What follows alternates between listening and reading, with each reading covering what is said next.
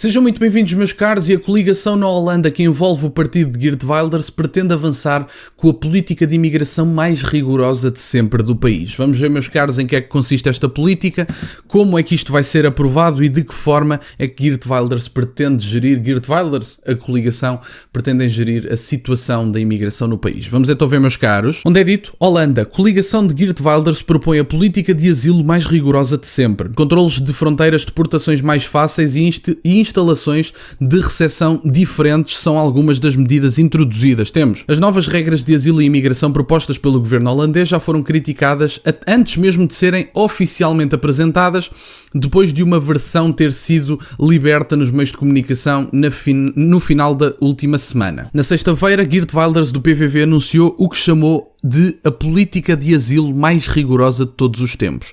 Juntamente com outros partidos da coligação, negociámos isso durante semanas e estou orgulhoso do resultado disso próprio.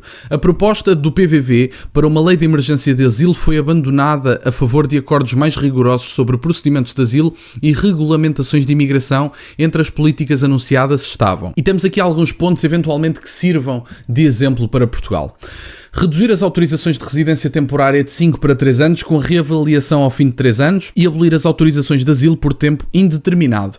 Reforço das autorizações de reunificação familiar. Filhos, adultos e parceiros solteiros não poderão juntar-se a um requerente de asilo aceito mais tarde. Facilitar a deportação de imigrantes indesejáveis condenados por crimes. Obviamente que os indesejáveis são pessoas condenadas por crimes e, portanto, isso são pessoas que têm mesmo que sair do país. Lamento imenso, vêm para outros países, vêm para a casa de outras pessoas cometer crimes, têm que sair, lamento imenso. Revogação da lei da dispersão, não atribuir mais aos municípios o número de imigrantes para fornecer alojamento, em vez disso, instalações de recepção austeras serão criadas para a única opção para os requerentes de asilo. Eliminação da prioridade para imigrantes em imóveis de aluguel, deportar requerentes de asilo para partes seguras da Síria, nomeadamente, isto já é um acordo que foi iniciado pela Giorgia Meloni, em que basicamente a Síria, pelos vistos, não é um país 100% seguro, mas pelo que é declarado legalmente, a maior parte do país já está em situação apelidada de segura e, portanto, para essas zonas haver requerentes de asilo para essas deportações mais seguras, o maior grupo de requerentes de asilo na Holanda, no caso, portanto, isso faria diferença na Holanda. Reduzir o número de migrantes da ONU de 500 para 200 por ano, criação de 50 a 100 celas extra para deter e deportar requerentes de asilo rejeitados, introdução de controlos de fronteiras com a Bélgica e a Alemanha a partir do final de novembro, onde imigrantes ilegais ou imigrantes que tenham aprovado o status de asilo noutro país da União Europeia serão devolvidos de acordo com o artigo 25 do Código de Fronteiras de Schengen, que estabelece a reintrodução de um controle de fronteiras internas poderá ser excepcionalmente necessária em caso de ameaça grave à ordem pública ou à segurança interna ao nível da área sem controle das fronteiras internas ou a nível nacional, em especial na sequência de incidentes ou ameaças terroristas ou devido a ameaças representadas pelo crime organizado. As medidas foram imediatamente criticadas por advogados de asilo que o Conselho Holandês para Refugiados e outros. E temos aqui mais à frente, neste momento, uma resposta de uma ONG de refugiados em que é dito: o governo quer restringir os direitos dos refugiados reconhecidos, o que os coloca em vácuo, disse o presidente da ONG. Você organiza guetos dessa forma. No momento, os refugiados estão ligados a uma cidade ou vila. Se você deixar isso de lado, as pessoas estão literalmente penduradas na terra de ninguém. Não é bem na terra de ninguém, quer dizer, porque estas pessoas também não estão na própria terra quando são acolhidas em determinada zona.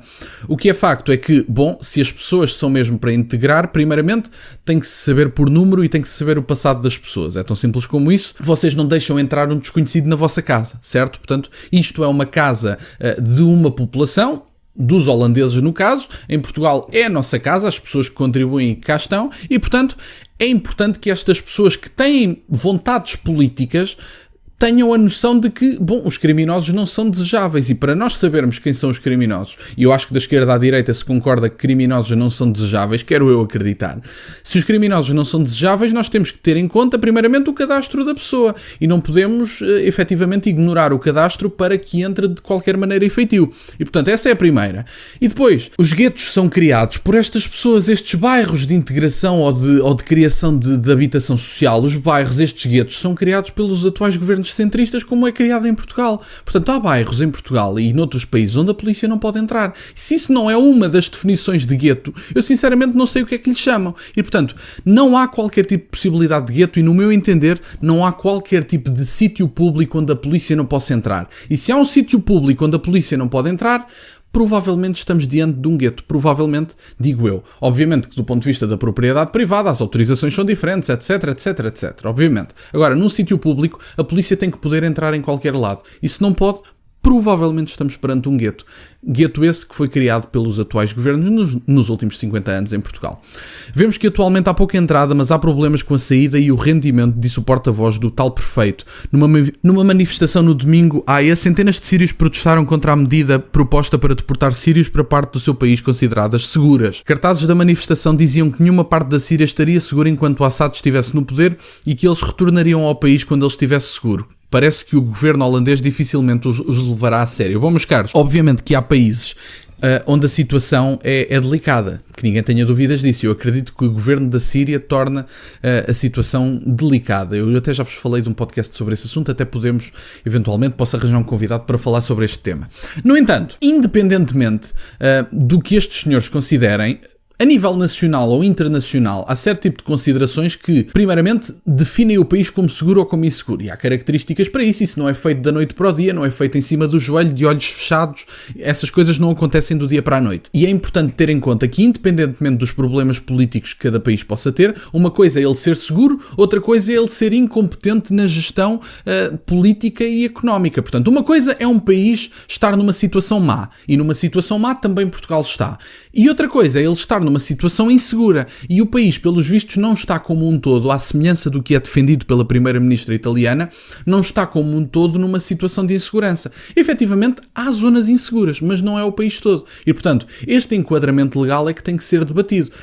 As pessoas têm todo o direito de se manifestar na Holanda, à semelhança do que fizeram. Agora, vamos ver o que é decidido, porque a própria primeira-ministra italiana, mais uma vez digo, defende que existem zonas na Síria que são seguras e para onde as pessoas podem ir. Isso não significa que se vão deportar sírios de forma indiscriminada. Significa apenas que não podemos impedir deportações única e exclusivamente porque temos o país como inseguro. Se houver um criminoso sírio, meus amigos, independentemente da segurança do país, tem que ser deportado. Se as pessoas vêm para cá e não se comportam em condições, não é pelo país ser inseguro que as pessoas deixam de ser deportadas. Eu acho que também é preciso ter isso em conta. A maior parte das pessoas, não tenho dúvidas nenhumas, virá por bem. Não tenho dúvidas nenhumas disso. Agora, as pessoas que não vierem por bem, as pessoas que prejudicarem a identidade nacional e que não vierem contribuir, têm que sair. Lamento imenso, é tão simples como isto. Porque se nós abrimos as portas ao mundo todo, é previsível o resultado e já vemos alguns rastilhos desse resultado. Vemos em França, vemos na Bélgica, vemos até em Bruxelas, nos bairros à volta de Bruxelas e, portanto,